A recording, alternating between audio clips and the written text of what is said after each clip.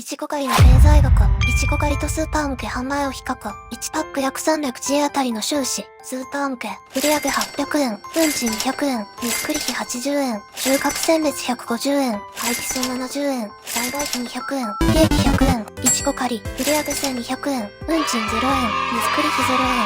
収穫選別0円。廃棄数0円。栽培費200円。販管費50円。利益950円。ユーザーは3バック半食べると元が取れるそう。これが、いちご狩りビジネスの基本構造です。ビジネスとして見るために、数字を年間ベースにしてみます。平均的な規模のいちご農家栽培面積約 20R。600坪を想定し、年間の収支シミュレーションを比較します。この規模では、年間で約6トン2万パック分のいちごが収穫できる計算になります。1、スーパー市場出荷がメインの場合、薄利多売の構造になり、売上の多くが経費に消えるモデルです。年間売上高1200万円、600円パック、かける2万パック卸値ベース、主な経費1000万円、荷造り運賃手数料市場手数料や送料300万円、パック段ボール資材費150万円、収穫選別人件費パート雇用250万円、内肥料ハウス暖房代200万円、廃棄規格外ロス分100万円、年間営業利益200万円、利益率約 16%、特徴、休みなく働いても、手元に残る利益は少なくなります。価格決定権が市場にあるため、高速で価格が暴落すると赤字のリスクもあります。2、いちご狩り直売がメインの場合、体験を売ることで、高い利益率を確保するモデルです。年間売上高2000万円、客数、8000人、かける、単価、2500円、主な経費900万円、集客広告宣伝費予約サイト等150万円、受付清掃人件費150万円、内肥料ハウス暖房代200万円、駐車場トイレ休憩所維持費100万円、お土産用パック関連資材100万円、光熱費その他雑費200万円、年間営業利益1100万円、利益率約 55%、特徴、物流費や梱包費が0円になるインパクトが絶大です。同じ収穫量でも、利益ベースではスーパー出荷の5倍以上になる可能性があります。9.5 倍。5.5 倍、1パックあたりの利益が 9.5 倍という驚異的な数字だったのに対し、年間の営業利益で見ると 5.5 倍1100万円、割る200万円に落ち着いたのは、主に集客のための固定費と稼働率ロスという、レジャービジネス特有のコストを考慮したためです。具体的に、年間の計算で追加変化した要素を解説します。1、観光ビジネス特有の固定費の発生、1パックずつの計算変動費の比較では見えてこない。施設を維持するためのコストがいちご狩りにはかかります。集客コスト、スーパー出荷なら市場が勝手に売ってくれますが、いちご狩りは自分でお客さんを呼ぶ必要があります。予約サイトの手数料や広告費、SNS 運営などの費用が年間で150万円ほど発生します。接客管理コスト、収穫作業はなくなりますが、代わりにお客さんの案内、駐車場管理、トイレ掃除、受付対応などの人件費や施設維持費年間250万円程度が必要になります。すべてのイチゴを食べてもらえるわけではない。1パック単位の計算は食べた分の比較ですが、年間を通すと余りが発生します。稼働率の壁。いちご狩りは週末に客が集中します。平日に熟してしまったイチゴをお客さんが食べきれない場合、結局は自分たちで収穫して直売所で売るか、安価に加工用ジャムなどに回すことになります。地上出荷との併用。実際には 100% 全てをいちご狩りで消費させるのは難しく、供給過多な時期は利益率の低い出荷に回さざるを得ないため、全体の平均利益率が少し押し下げられます。3、初期投資と減価償却。いちご狩り農園は、一般的な農家に比べて観光客向けの設備に投資しています。設備の豪華さ、駐車場、広い通路、バリアフリー対応、カフェスペースなど、これらの建設費や維持費が減価償却費として毎年利益を削ります。じゃあみんなやればいいのでは？それほど儲かるなら、なぜみんな、いちご狩りをやらないのか？という本質的な疑問に、経済的な裏事情を交えて解説します。理由は大きく分けて4つあります。1、農業とサービス業の二足のわらじがハードスキル。出荷販売は良い作物を作って市場に出すという製造業に近い仕事です。しかし、いちご狩りはそこに予約管理接客清掃 SNS 運営クレーム対応といったサービス業が加わります。求められるスキルの違い、職人気質で黙々と作りたい農家にとって、不特定多数の観光客を迎え入れ、常に愛想よく接客し、トイレの掃除まで行うのは、全く別の職種に転職するほどのストレスになります。2、立地条件という絶対的な壁。出荷販売なら山奥の農地でも運送業者が運んでくれますが、いちご狩りはお客さんが自力で来られる場所でなければ成立しません。駐車場の確保。農地は農地法という法律で守られており、勝手にコンクリートを敷いて駐車場にすることはできません。駐車場が確保できない。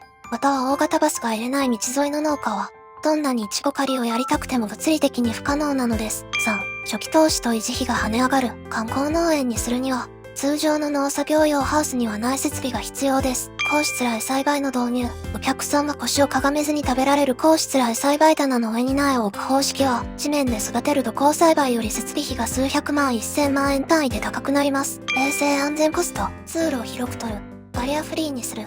手洗い場を作るなど、不特定多数を入れるための安全投資が重くのしかかります。4、週末集中と廃棄リスクのジレンマ。イチゴは毎日熟しますが、お客さんは週末に集中します。平日の余り、平日に真っ赤に熟したイチゴをお客さんが食べに来てくれない場合、農家は結局自分たちで収穫し、低い単価で市場に出すか、加工に回すしかありません。予約管理の難しさ。雨が降ればキャンセルが相次ぎ、その日熟した大量のイチゴが行き場を失うという観光ビジネス特有のリスクを抱えることになります。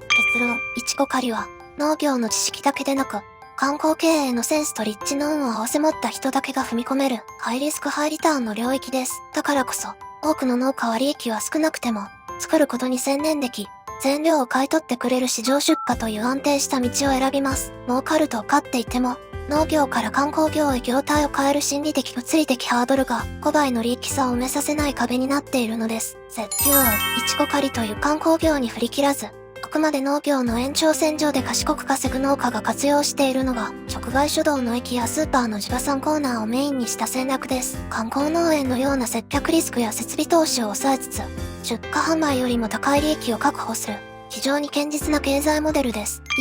1、自分の値段で売れる価格決定権。市場出荷の最大の問題は、農家が価格を決められない点にあります。市場、その日の全国の流通量で値段が決まる法則だと暴落する。直売所、農家が自分で値札を貼れる。これにより、市場が暴落して1パック300円になっても、直売所なら朝取れ完熟という付加価値で500円600円を維持できます。1パックあたりの利益は、市場出荷の2倍から3倍に安定します。2、物流費のセルフカット。直売所戦略では、農家が自分の軽トラで近所の店舗へ運びます。中間マージンの排除、仲卸や運送業者を通さないため、手数料売上の1520% 程度だけで済みます。市場出荷で消えていた 30% 以上の経費を、そのまま自分の利益として取り戻せます。パック代の工夫、贈答用ではなく家庭用の簡易パックにすることで、資材費も最低限に抑えられます。3、時間差を利用した効率的な労働。イチゴ狩りは週末に客が集中しすぎてパンクしますが、直売所は毎日一定の需要があります。労働の平準化、毎日決まった時間に収穫し、開店前に並べるというルーチンワークが可能です。観光客を待つ必要がないため、天候やキャンセルに一喜一憂せず、効率的に人手を使えます。4、廃棄ロスを加工品で利益に変える。形が悪い。あるいは蓄しすぎた B 級品の扱いも秀逸です。直売所の横に併設された加工スペースや、近隣の菓子店と契約し、ジャム用スムージー用として袋詰めで販売します。本来なら廃棄されるはずのものが、原価ゼロの原材料として利益に貢献します。税金も違う。